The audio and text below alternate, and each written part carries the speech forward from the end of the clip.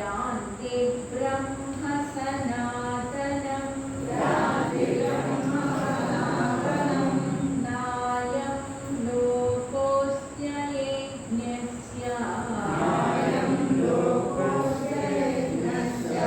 कुतोऽन्यः कुरु सप्तमा एवं बहुविधा यज्ञाः वितता ब्रह्मणो मुखे कर्मजान् विद्धितान् सर्वान् एवं ज्ञात्वा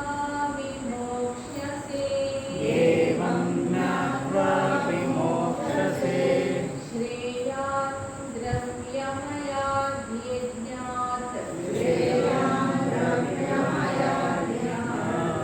ज्ञानयज्ञः परं तप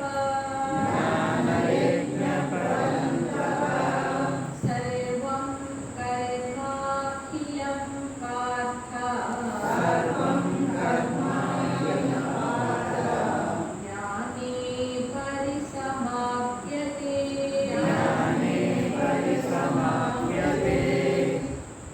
మోక్షం కోసం ప్రయత్నించే యోగులలో 12 రకాలైన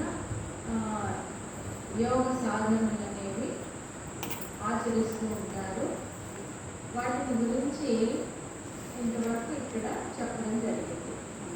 ఈ 12 రకాల యజ్ఞాలలో ఒకటి కొన్ని శారీరకమైన యజ్ఞాలు, కొన్ని వాచిక యజ్ఞాలు, కొన్ని మానసిక పరమైన యజ్ఞాలు, మనసుతో చేసే సాధన కూడా. శారీరకంగా అలాగే ధనం వెచ్చించి చేసే యజ్ఞాల కంటే కూడా మానసికంగా పవిత్రమైనటువంటి హృదయంతో మానసికంగా చేసే సాధన చాలా ఉత్తమమైంది అని భగవానుడు చెప్తున్నాడు. అలాగే ఆ మానసికంగా చేసే సాధనలో ఎంత ఫలితాన్ని ఇస్తాయి అనడానికి ఒక జ్యోతిష్కుడు గురించి, ఒక జ్యోతిష్కుడు ఒక రైతు మధ్య జరిగినటువంటి ఒక సంఘటన. రోజు పొలం పని చేసుకునే ఒక రైతు తన జ్యోతిష్యం, తన జాతకం తెలుసుకోవాలనిపించింది. ఆ జ్యోతిష్యుడు దగ్గరికి వెళ్ళాడు. ఆయన బాగా పేరు మోసిన జ్యోతిష్కుడు. ఆయన చెప్పింది తప్పకుండా జరిగి తీరుతుంది. ఆయన దగ్గరికి వెళ్ళారు. వెళ్ళి తన పుట్టిన తేదీ, నక్షత్రం అవన్నీ ఇచ్చి నా జాతకం గురించి చెప్పండి అని ఇచ్చారు. ఆయన లోపలికి వెళ్ళి జాతకం చూశారు. చూస్తే ఆయనకి గదురుపాటు కలిగి, నాయన నువ్వు రేపటి రోజు నీ సమయానికి వస్తే నేను అప్పుడు నీ జాతకం గురించి పూర్తిగా చెప్తాను, నేను అర్జెంటుగా బయటకు వెళ్ళాల్సి ఉంది అన్నాడు. సరే అని ఇతను వెళ్ళిపోయాడు. ఇందుకీ ఏముంది అతని జాతకంలో అని భార్య అడిగింది, జ్యోతిష్కుని భార్య. అడిగితే అతను రేపటి వరకు ఉండే అవకాశం లేదు, అందుచేత ఆయుష్ అయిపోయింది అతనికి, రేపు ఒకవేళ జీవించి ఉండి వస్తే నేను చెప్తాను అని అందుకనే చెప్పాను అన్నాడు. సరే, ఆ తర్వాత ఈ రైతు పొలానికి వెళ్ళాడు. పొలానికి వెళ్ళి తిరిగి వచ్చే సమయంలో చాలా కుండపోతు వర్షం కురుస్తోంది. ఏదైనా ఆసరా ఉందేమో వెళ్ళి తడవకుండా ఉండి తర్వాత వెళదామని చెప్పి చుట్టువైపులంతా చూశాడు. చూస్తే ఒక పాడుపడిపోయిన శివాలయం కనిపించింది. దాని మీద చెట్లను మోసుకొని ఉన్నాయి, గందరగోళంగా ఉంది, చీకటి పడుతుంది. అయినప్పటికీ దాన్ని ఆ శివాలయంలోకి వెళ్ళాడు. ఒక సత్రంలాగే ఉంది అది, పైన వరండా లాగా ఉంది, కింద అందులో వెళ్ళి నుంచున్నాడు. నుంచుంటే అది వర్షం బాగా కురుస్తుంది.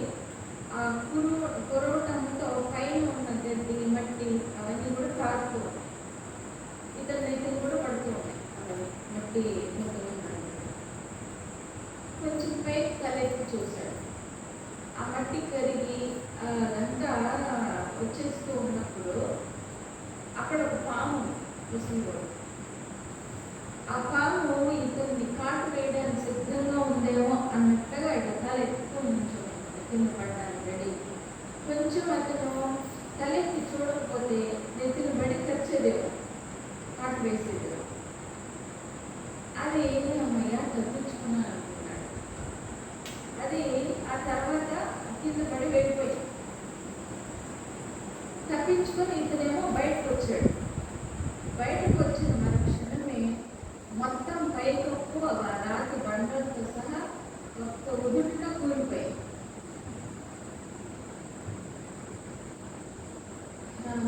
అప్పుడు అతను అనుకున్నాడు, ఆ పాము నా నెత్తిన ఉండబట్టి నేను బతికానేమో. అదే కానీ అక్కడ ఆ నెత్తిని కనిపించకపోతే మట్టి కాలినప్పటికీ అలాగే నిల్చొని ఉండేవాడిని కదా, వర్షం పడుతుంది అక్కడ నిల్చొని ఉండేవాడిని, నేను చచ్చిపోయేవాడిని అని భయపడుతూ కొంచెం గాబరా పడుతూ ఇంటికి వచ్చేసాడు.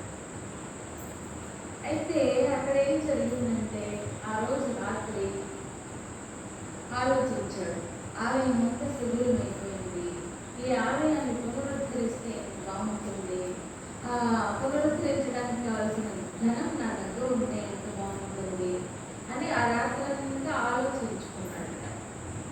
ఆలోచించుకుని ఏమి ఆలోచించాడు అంటే ఆ గర్భగుడిలో ఏం చేయాలి, గర్భగుడి పైన గోపురం ఎలా నిర్మించాలి, దాని ముందర వరండాలాగా ఉండే ఆ ప్రదేశాన్ని ఎలా నిర్మించాలి, చుట్టూ ప్రాకారం ఎలా నిర్మించాలి, దానికి ఆలయానికి దూరంలో గాలి గోపురం ఎలా నిర్మించాలి, ఇలాగా మానసికంగానే మొత్తం శివాలయం అంతా నిర్మించుకున్నాడు తన హృదయంలో ఆ రాత్రి.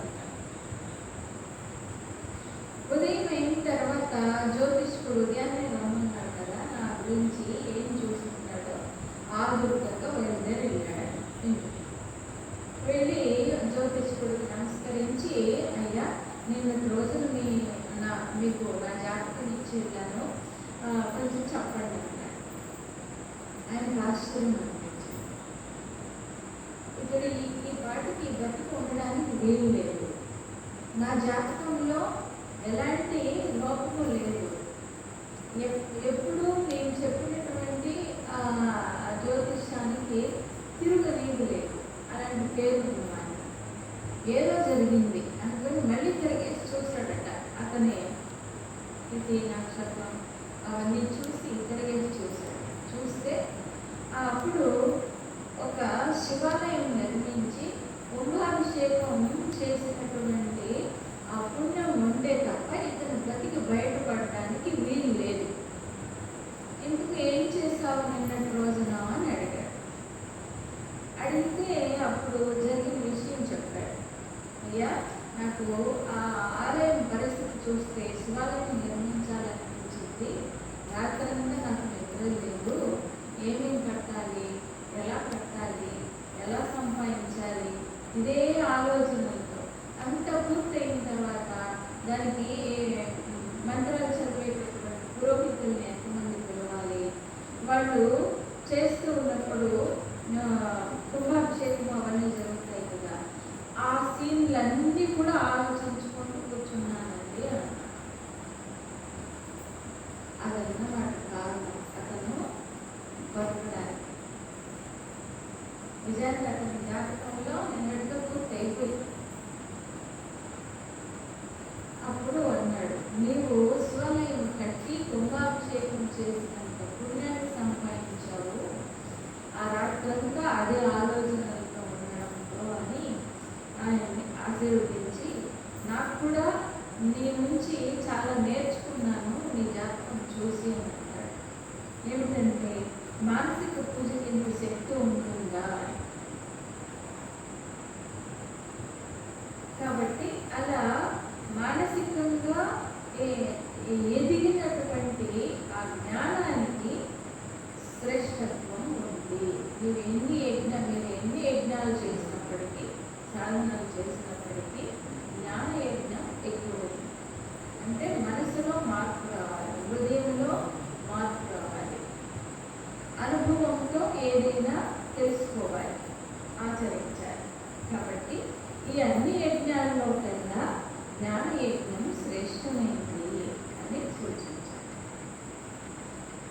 34వ శ్లోకం.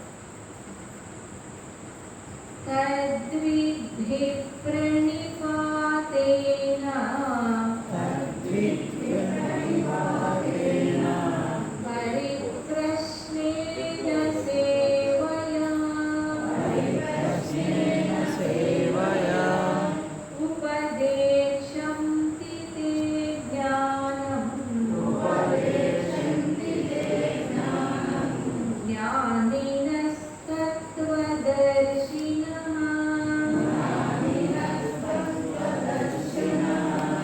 తద్విద్ధి ప్రణిపాతేన పరిప్రశ్నేన సేవయా ఉపదేశంతి తే జ్ఞానం జ్ఞానినస్తత్వదర్శినః.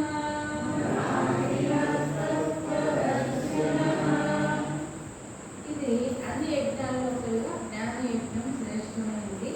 అన్ని కర్మలు అంటే ఎన్నో జన్మల్లో చేసుకున్నటువంటి ఈ కర్మ సంస్కారాలన్నీ కూడా ఈ జ్ఞానంలో పరిసమాప్తి చెందుతాయి, ముక్తి లభిస్తుంది అని భగవానుడు చెబుతూ ఉన్నప్పుడు అర్జునుడికి సందేహం వచ్చింది. మరైతే ఆ జ్ఞానం ఎక్కడి నుండి వస్తుంది, ఎవరి దగ్గర నుండి పొందాలి, ఎలా పొందాలి అనే సందేహం వచ్చింది. అందుకనే భగవానుడు చెప్తూ ఉన్నాడు, అర్జున ప్రణిపాతేన పరిప్రశ్నేన సేవయ తత్ విద్ధి, ఆ జ్ఞానాన్ని తెలుసుకోవాలి.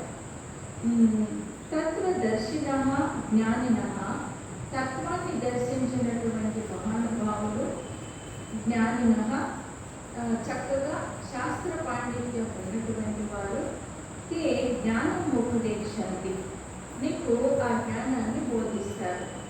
అయితే వాళ్ళ దగ్గరికి వెళ్ళి ప్రణిపాతేన పూర్తిగా ఆత్మార్పణం చేసుకోవాలి.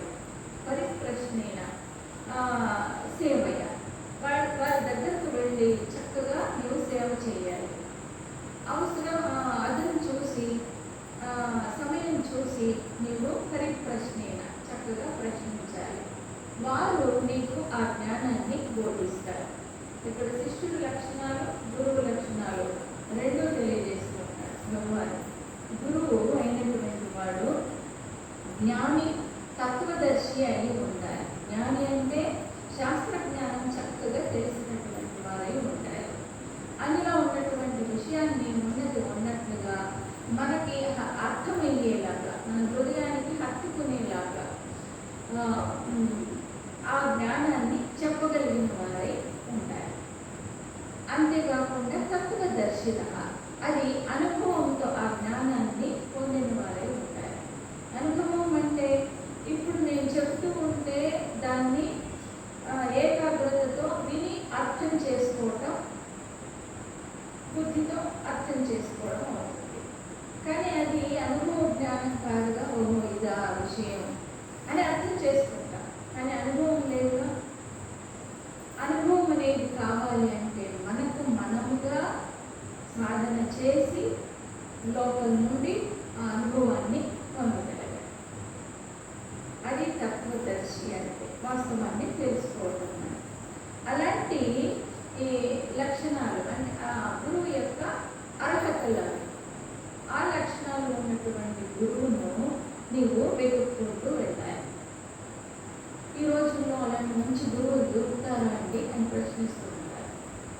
నీకు నిజంగా జిజ్ఞాస అనేది ఉంటే, నీవు తరించాలి అనేటటువంటి తపన నీలో ఉంటే, భగవంతుడే నీ కోసం ఒక తోడు వేసుకొని వస్తాడు. అంతే, రావాల్సిందే. ఎందుకంటే నీలో ఉండే ఆర్తి అలాంటిది. నిన్ను తరింప చేయడం కోసం ఆయనే వస్తాడు. మొట్టమొదటి గురువు ఎవరు ఈ లోకానికి అంటే దక్షిణామూర్తి రూపంలో ఆ పరమశివుడే దిగి వచ్చాడు కదా. ఆర్తితో జిజ్ఞాసతో తపిస్తూ ఉన్నటువంటి యోగులకు జ్ఞానాన్ని బోధించడం కోసమని దక్షిణామూర్తి, మేధా దక్షిణామూర్తి కొండ మీద ఉన్న పరమశివుడు ఆయనే ముందు గురువు రూపంలో వచ్చి బోధించాడు.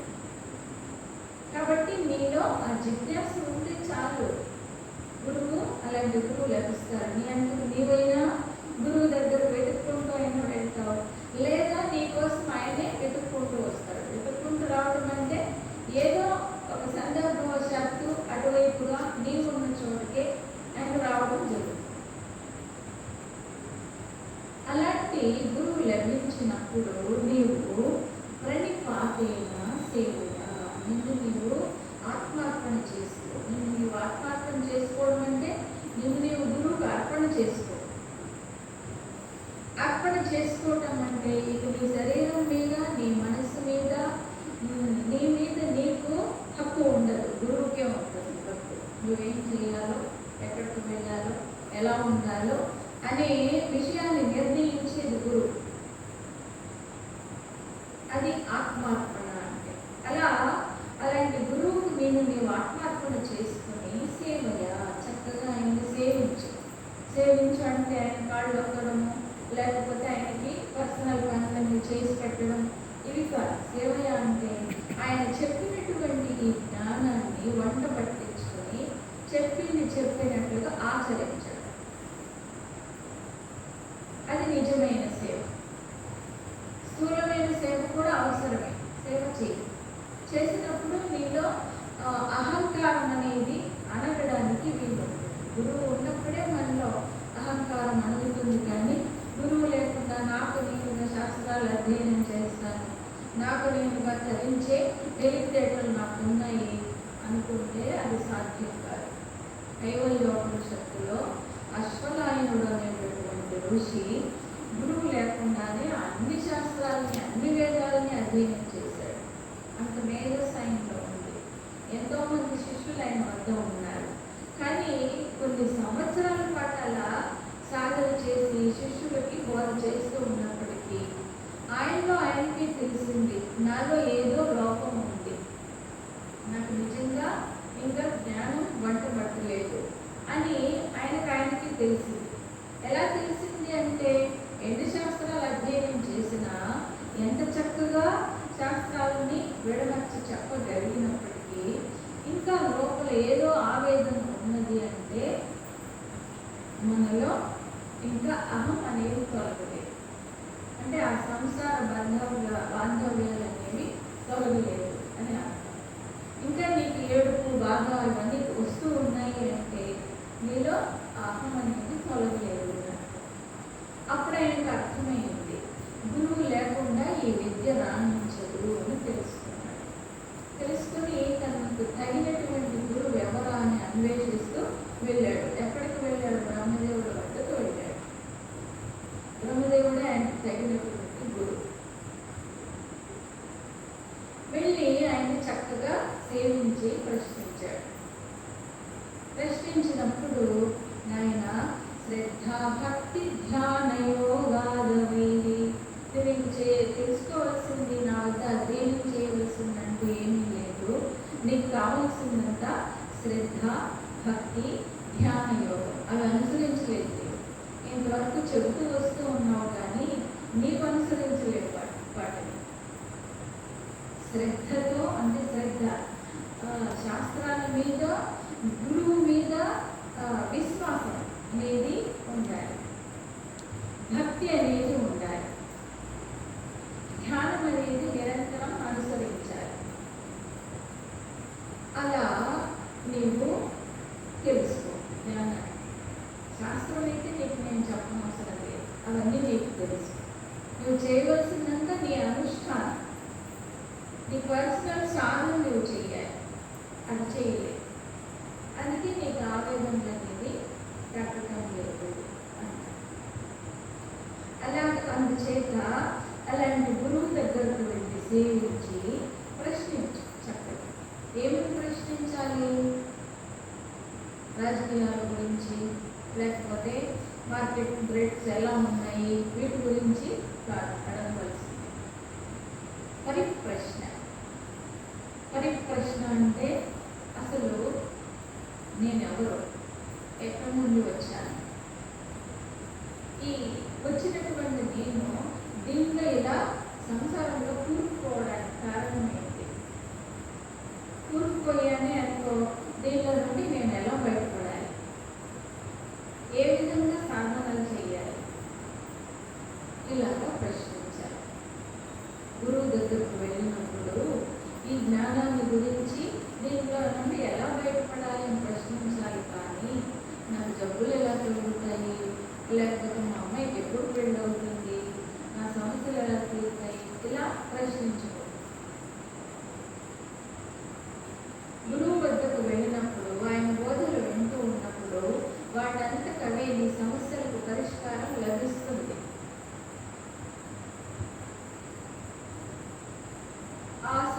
పరిష్కారం అనేది లభించాలి అంటే ఏకాగ్రతతో నీవు వినాలి ఆయన చెప్పేటప్పుడు.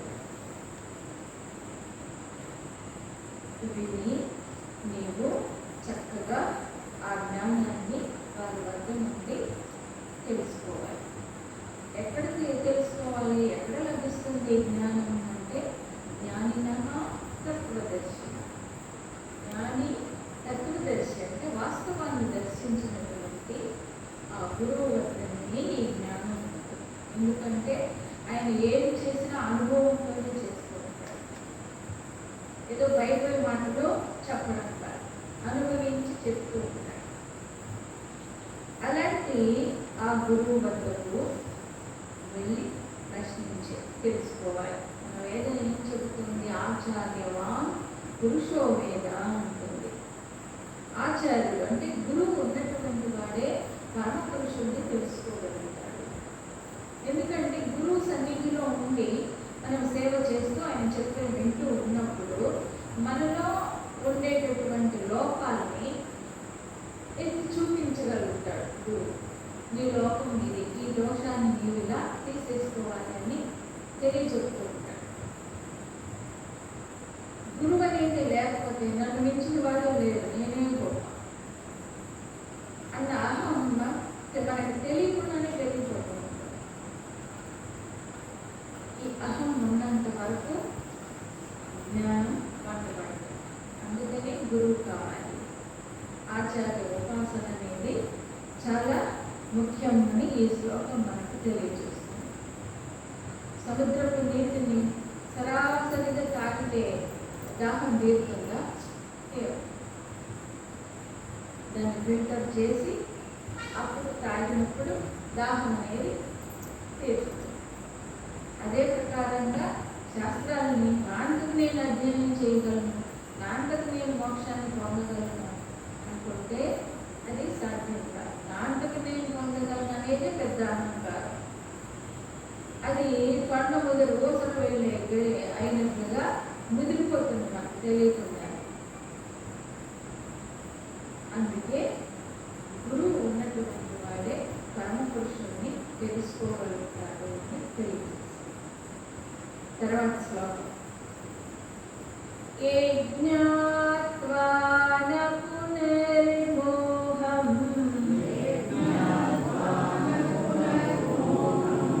ఏవం యాస్యసి పాండవ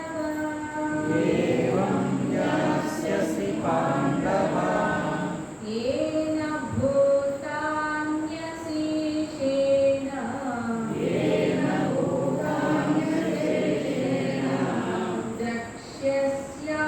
ద్రక్ష్యస్యాత్మన్యథో మయి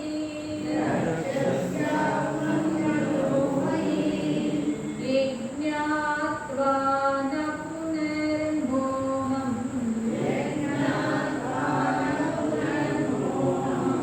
ఏవం యాస్యసి పాండవ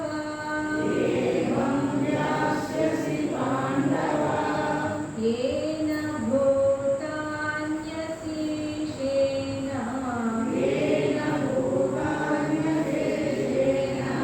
ద్రక్ష్యస్యాత్మన్యథో మయి.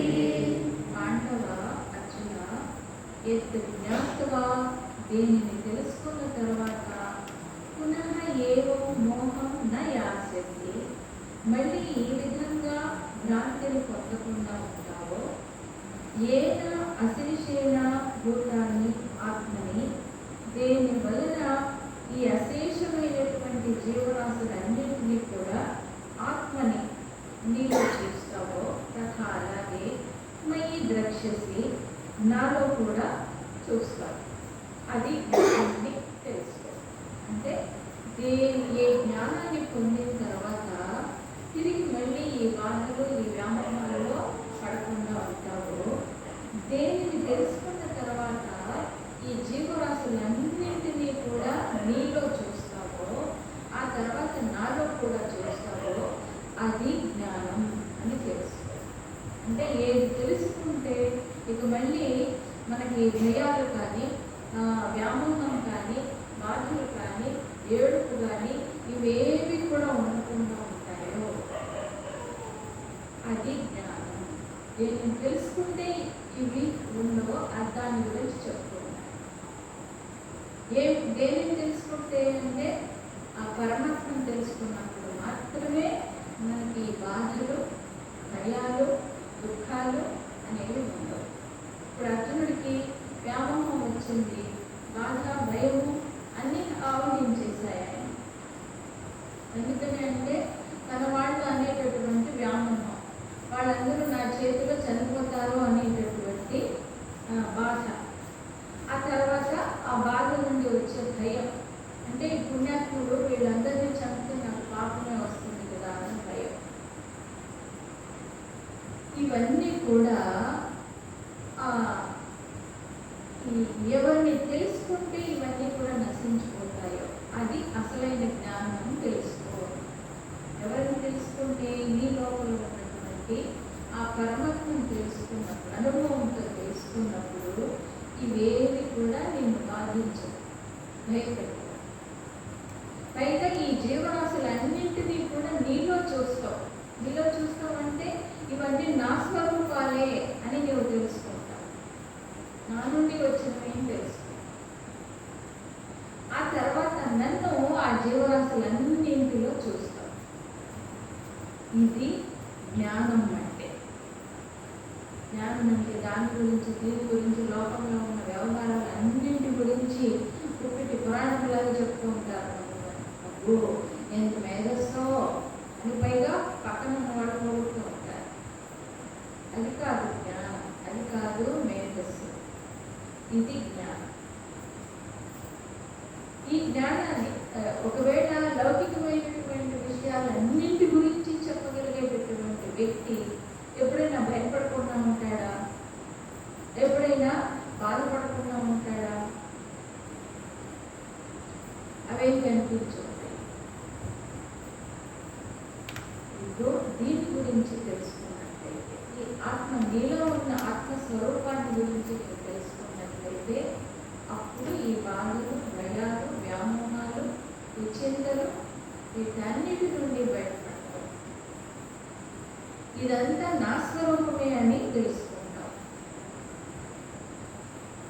అంతేకాకుండా ఏది కనిపించినా దాన్ని అన్నింటిలోనూ ఆత్మను చూడటం మొదలు పెడతాం. ఇది జ్ఞానం అని చెప్పారు. భక్త తుకారం గారు ఉన్న ఆ రోజుల్లో ఇద్దరు ఆడవాళ్ళు బాగా గొడవ చేసుకుంటున్నారు.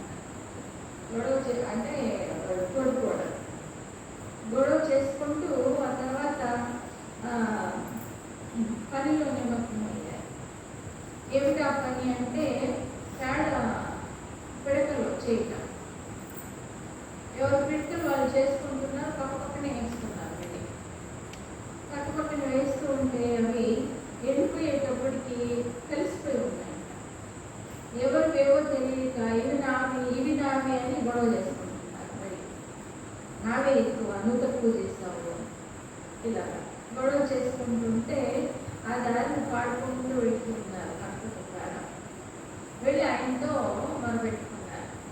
మొరపెట్టుకుంటే అలాగా మీ సమస్యను నేను చాలా తేలిగ్గా నివారిస్తాను, తెలియజేస్తాను చూడండి అని ఆ పిడకలన్నీ లెక్క పెట్టుకున్నాడు. లెక్క పెట్టిన తర్వాత అప్పుడు ఒక్కొక్కటి చెవి దగ్గర పెట్టుకొని చూస్తున్నారు.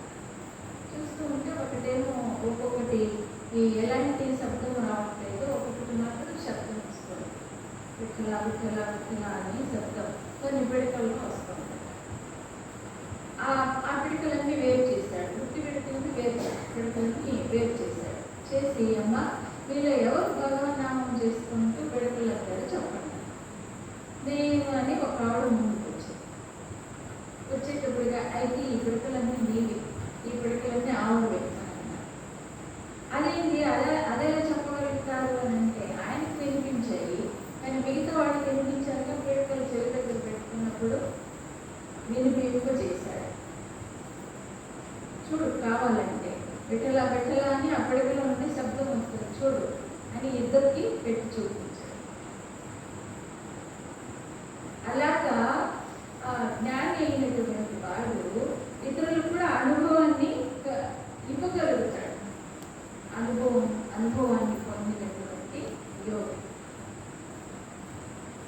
ఇలా జ్ఞాత్వా నా పునర్మోహం, దీనికి తెలుసుకున్న తర్వాత ఇది మళ్ళీ ఈ వ్యామోహాల్లో పడకుండా ఉంటారు.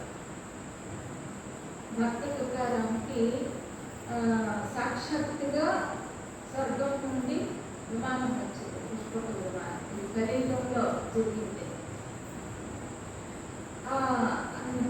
భార్యను కూడా పిలిచాడు, నువ్వు కూడా వచ్చేటైతే మనం పుష్పక విమానంలో వెళ్ళొచ్చు. ఆవిడ నిర్లక్ష్యం చేసింది. తీరా ఆయనేమో వెళ్ళిపోతూ ఉన్నారు పుష్పక విమానం. అప్పుడు తెలిసి పరుగులు పెడుతుంది ఆయన విమానం ఆవిడ. పరుగులు పెట్టినందుకు మాత్రం లభిస్తుందా? రాదు. కాబట్టి జ్ఞానం అయినటువంటి వాడు ఈ జ్ఞానాన్ని పొందిన తర్వాత ఇలాంటి వ్యామోహాల్లోనే పడడు. అయ్యో నా బాధ్య కదా, పాపం కదా అనేటటువంటివి ఆ వ్యామోహాలు ఆయన ధరించారు. ఎవరి సాధన వాళ్ళది. కాబట్టి ఈ జ్ఞానమే ఉత్తమమైనటువంటి జ్ఞానం. ఈ బాధలు, భయాలు, దుఃఖాలు వీటన్నిటి నుండి నువ్వు బయటపడాలి అంటే ఇది ఒక్కటే మార్గం. నీలో ఉన్న ఆత్మ నీకు తెలుసుకోవడం. తర్వాత చూడండి, అపి చేదసి పాపేభ్యః సర్వేభ్యః పాపకృత్తమః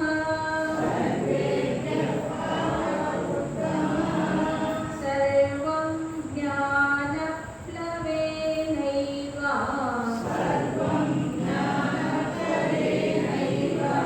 వృజినం సంతరిష్యసి. అపి చేదసి పాపేభ్యః సర్వేభ్యః పాపకృత్తమః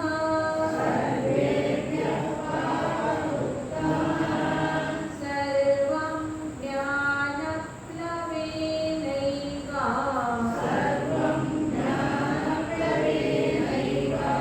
వృజినం సంతరిష్యసి. పాపేభ్యః సర్వేభ్యః పాపకృత్తమః. పాపిష్టి కర్మల్లో అందరికంటే ఎక్కువ పాపకర్మలు చేసిన వాడైనప్పటికీ చేతపి వృజినం సర్వం జ్ఞానప్లవేనయేవ సంతరిష్యసి. ఆ పాపాన్ని అంతటిని జ్ఞానం అనే పొడవుతో పూర్తిగా అధిగమించగలుగుతాం. అంటే కొంతమందికి విన్నప్పుడు పాపిష్టి కర్మలు చేసిన వాళ్ళందరికీ సందేహం రావచ్చు కదా, మేము కూడా తరించవచ్చా, మాకు కూడా అవకాశం ఉంటుందా, భగవంతుడు మమ్మల్ని క్షమిస్తాడా, మమ్మల్ని ఆదరిస్తాడా, మాకు మోక్షాన్ని ఇస్తాడా అని ఆవేదన ఉంటుంది. వాళ్ళు చేసినటువంటి తప్పులు తలుచుకొని వీటి నుండి ఎప్పుడు బయటపడాలి అని ఆవేదన రావచ్చు. ఎప్పుడు పాపిష్టికరణ చేస్తూ ఉండలే కదా, ఎంత పాపిష్టి వాడైంది. ఏదో ఒక రోజు కరివిప్పు కలగాల్సిందే, వాటికి ఫుల్ స్టాప్ పెట్టాల్సిందే. వాళ్ళందరికీ కూడా హామీ ఇస్తూ ఉన్నాడు భగవానుడు. మరేం పర్వాలేదు, ఇక నుండి తప్పులు చేయకు, పవిత్రంగా జీవించు, నన్ను స్మరించుకో, మీ అందరినీ కూడా నేను తరింపు చేస్తాను. జ్ఞానం అనేటటువంటి పడవతో అన్ని పాపాలను కూడా అధిగమించవచ్చు. జ్ఞానాన్ని పడవతో సమానంగా పోలుస్తూ ఉన్నారు. పడవలో కూర్చున్న వాళ్ళందరినీ కూడా పడవ గట్టుకు చేరవేస్తుంది కదా, అలాగే జ్ఞానం అనేది పడవ లాంటిది. ఏ జ్ఞానం అంటే ఆచరణతో కూడిన జ్ఞానం. ఇక మళ్ళీ పాపిష్టి కర్మలు చేయకుండా ఉండాలి, మళ్ళీ అబద్ధాలు చెప్పకుండా ఉండాలి. అంతేగాని రోజంతా అబద్ధాలు చెప్పి పాపిష్టి కర్మలు చేసి సాయంకాలానికి వెళ్ళి దేవుడా అని క్షమించు అంటే అది సరిపోదు, అది కుదరదు. చేయకుండా వాటికి ఫుల్ స్టాప్ పెట్టాలి, పవిత్రంగా జీవించాలి. అదే జ్ఞానం.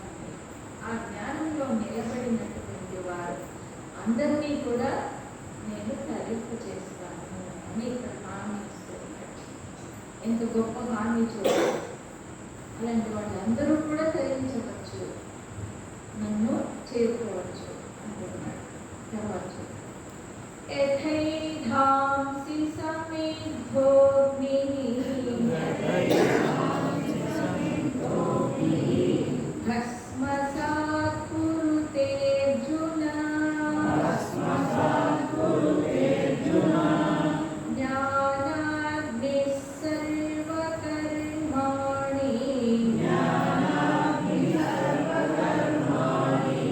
భస్మసాత్ కురుతే తథా యథైధాంసి సమిద్ధోగ్నిః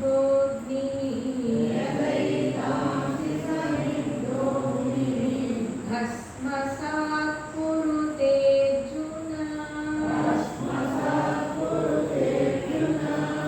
జ్ఞానాగ్నిః సర్వకర్మాణి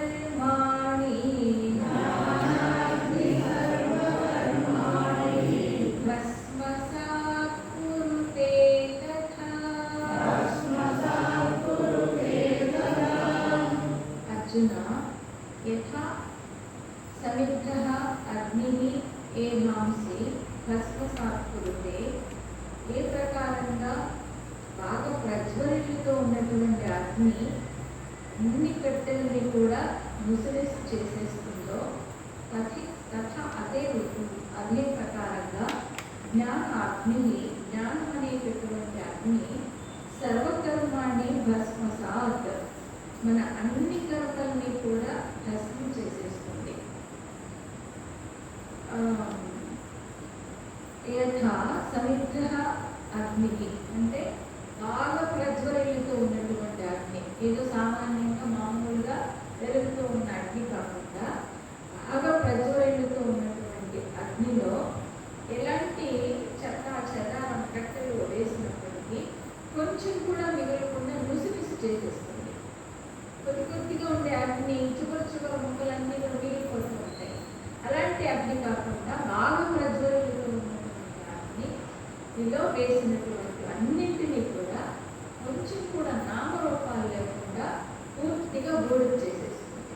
బూడిద అంటే పవిత్ర, అక్కడ పవిత్రమే ఉంది, ఇక అక్కడ ఎలాంటి కల్మషం అనేది ఉండదు. అది కూడా ఎన్నో రకాలైనటువంటి చెదారం మనం వేసిన అక్కడ ఏకరూపం దాపిస్తుంది. అంటే అనేకం ఏకంగా మారిపోయింది, దాన్ని అద్వైతం అంటారు. విభూతి ధారణ అనేది అద్వైతానికి సంకేతం. అంతా అది అనేకం అంతా కూడాను ఏకత్వం నుండే వచ్చింది. మళ్ళీ అది భస్మం అయిపోయినప్పుడు మళ్ళీ ఏకంగా మారుతుంది. కాబట్టి ఇలా జ్ఞానం అనేది అంత పవిత్రమైనటువంటిది. ఈ జ్ఞానాన్ని పొందినటువంటి వారిలో అన్ని కర్మలు అంటే ఆగామి, సంచిత, ప్రారంభ కర్మలు అన్నీ కూడా పూర్తిగా భస్మమైపోతాయి. అంటే ఇంక మళ్ళీ పుట్టడానికి అవకాశం లేదు. మనం మళ్ళీ పుట్టడానికి కారణం ఏమిటంటే మన సంస్కారాలు. ఆ సంస్కారాలన్నీ కూడా నొసిరిసేయిపోయి భస్మం అయిపోయాయి ఈ జ్ఞానం అనేటటువంటి అగ్నిలో. అందుచేత మళ్ళీ పుట్టడానికి అవకాశం లేదు. తర్వాత నహి జ్ఞానేన సదృశం పవిత్రమిహ విద్యతే తత్స్వయం యోగ సంసిద్ధః కాలేనాత్మని విందతే. నహి జ్ఞానేన సదృశం పవిత్రమిహ విద్యతే తత్స్వయం యోగ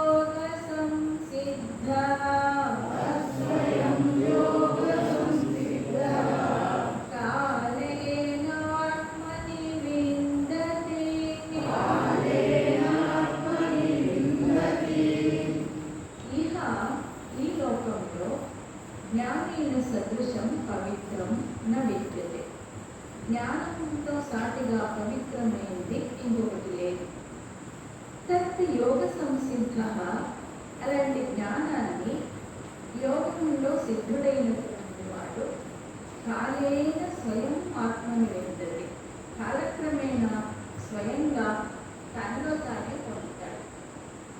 ఇది చిన్మయ మిషన్ స్లోగన్ కూడా. ఇది ఈ శ్లోకం మన మ్యాగజైన్ మీద ఎక్కువ భాగం ఈ శ్లోకమే ఉంటుంది. ఈ జ్ఞానైన సదృశం పవిత్రం విద్యతే.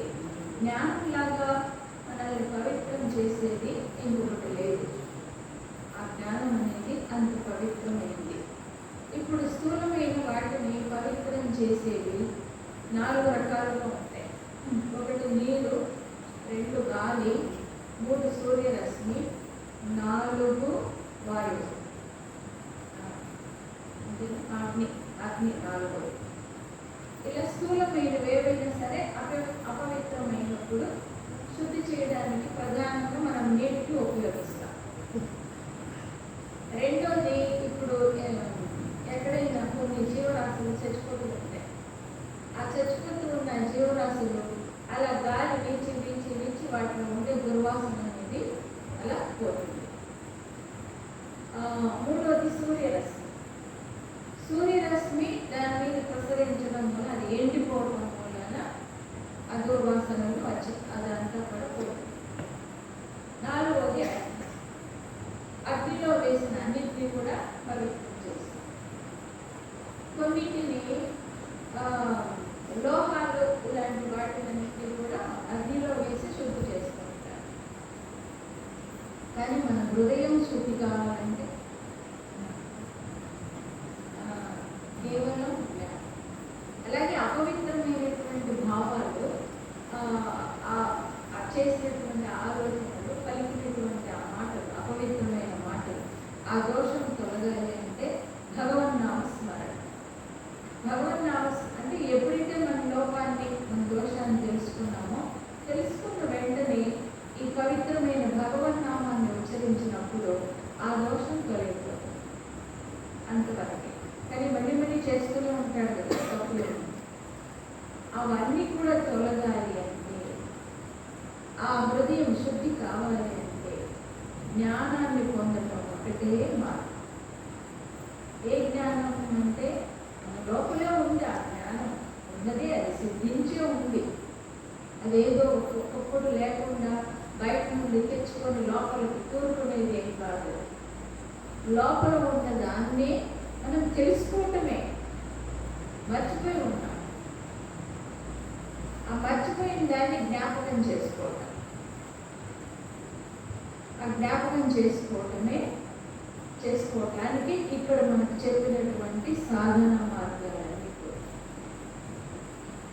ఆ జ్ఞాపకం రావాలి అంటే మనం చేసేటటువంటి సాధనల వలన ఈ లోపల ఉన్నవన్నీ కూడా, కల్మషాలన్నీ కూడా తొలగిపోవాలి. ఈ 12 రకాలైనటువంటి సాధన మార్గాలు మన లోపల ఉన్న కర్మల్ని, సంస్కారాన్ని శుద్ధి చేసుకోవడం కోసమే చెప్పారు. శుద్ధి అయినప్పుడు ఆ లోపల వెలుగుతూ ఉన్నటువంటి స్వచ్ఛమైనటువంటి సూర్యుడిలాగా మన లోపలే ఉన్నటువంటి ఆత్మ అనేది వ్యక్తమవుతుంది. అంటే అనుభవంతో తెలుసుకుంటాడు.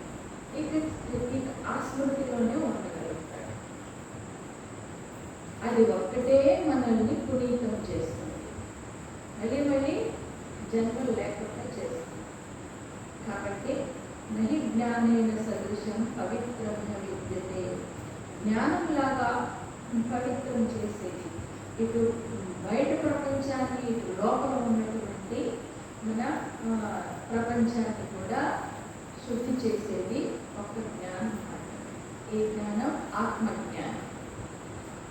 ఆత్మజ్ఞానం ఒకటే పవిత్రం చేసేది.